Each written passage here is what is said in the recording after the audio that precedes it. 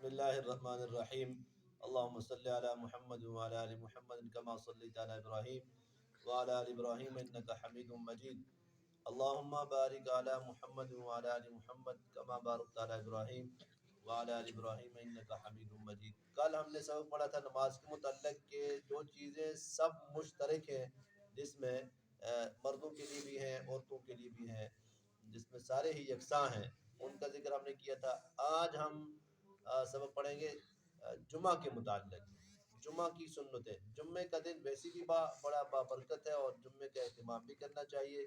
سید الایام یوم الجمعہ، ہمارے نبی نے فرمایا دنوں کا سردار جو جمعے کا دن ہے، تو جمعے والے دن یہ سمجھو کہ مسلمانوں کی عید ہوتی ہے، تو جمعے کا اہتمام کرنا چاہیے، اہتمام کے ساتھ نماز جمعہ ادا کرنا چاہیے۔ تو جمعے کے کچھ سنتیں بھی ہیں جمعے والے دن ادا کرنے والی، تو ان جمعے والے دن وہ سنتیں بھی ادا کرنی چاہیے۔ ان میں پہلی سنت یہ ہے کہ غسل کرنا، یعنی نہانا، پاک صاف ہونا، صاف ستھرا ہونا۔ دوسرا، اچھے اور صاف کپڑے پہننا، اچھے اور صاف کپڑے پہننا یہ بھی سنت ہے۔ اگر اچھے اور صاف کپڑے ہوں تو ٹھیک ہے، بہترین، صاف نئے ہوں تو بہت اچھا، نہیں نہ ہوں تو صاف ستھرے ہونے چاہیے۔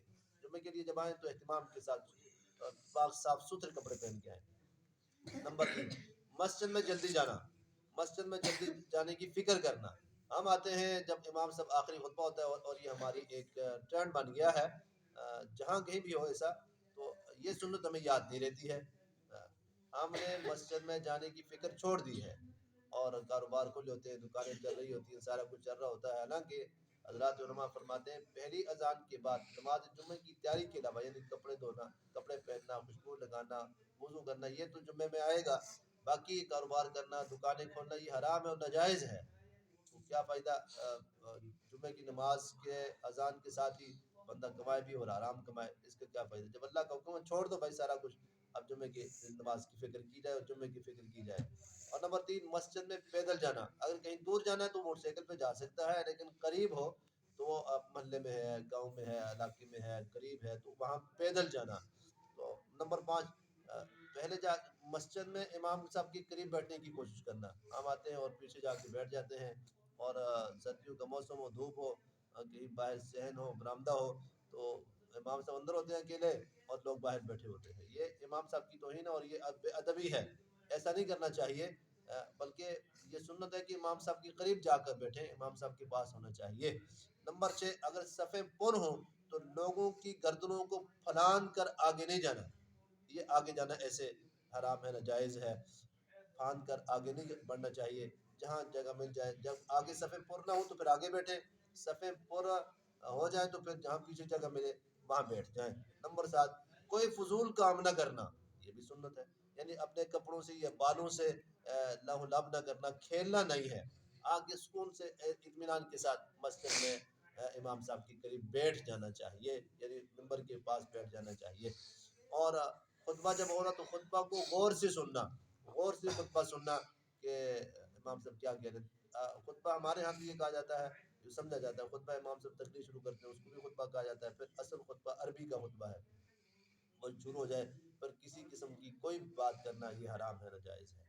اور نمبر 10، اس کے علاوہ جمعے کے دن جو سورہ کہف پڑھے گا، اس کے لیے بڑی انعام کی بات ہے، بڑی خوشخبری ہے۔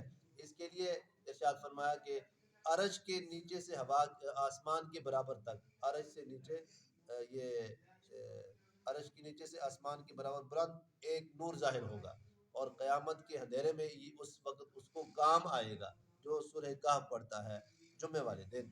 تو اس جمعے سے پہلے جمعے کے جتنے صغیرہ گناہ ہوتے ہیں، یعنی ایک جمعے سے دوسرے جمعے تک جتنے صغیرے گناہ ہوتے ہیں، چھوٹے چھوٹے گناہ ہوتے ہیں، اللہ پاک اس سے معاف فرما جاتے ہیں، معاف کر دیتے ہیں، معاف ہو جائیں گے یہ سورہ کہف کے پڑھنے سے۔ یہ تو بڑی فضیلت ہے، سورہ کہف پڑھنی چاہیے۔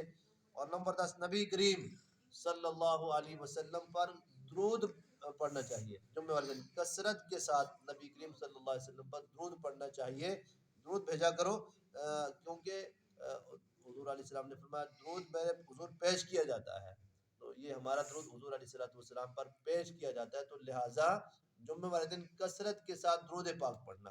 11ویں بات جمعے کے متعلق یہ ہے کہ جمعے کے دن بالوں میں تیل لگانا، خوشبو لگانا، عطر لگانا، اس کے استعمال کرنا یہ مسنون ہے، سرما لگانا، یہ چیزیں استعمال کرنا یہ سنت ہے۔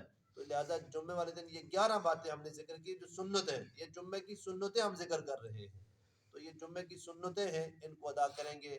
اپنی نمازوں کو، اپنے جمعۃ المبارک کی نماز کو جاندار بھی بنائیے، شاندار بھی بنائیے.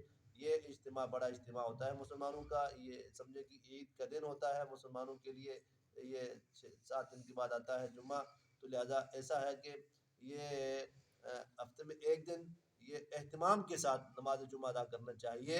ایک مسلمانوں کی شان اور شوکت کے لائق بھی یہی بات ہے. جب اللہ کو حکم آ جائے تو سارے کاموں کو چھوڑ دیا جائے. لہذا سنت کے مطابق نماز جمعہ ادا فرمائیے. اللہ مجھے اور آپ کو اہتمام کے ساتھ نماز جمعہ ادا کرنے کی توفیق عطا فرمائے.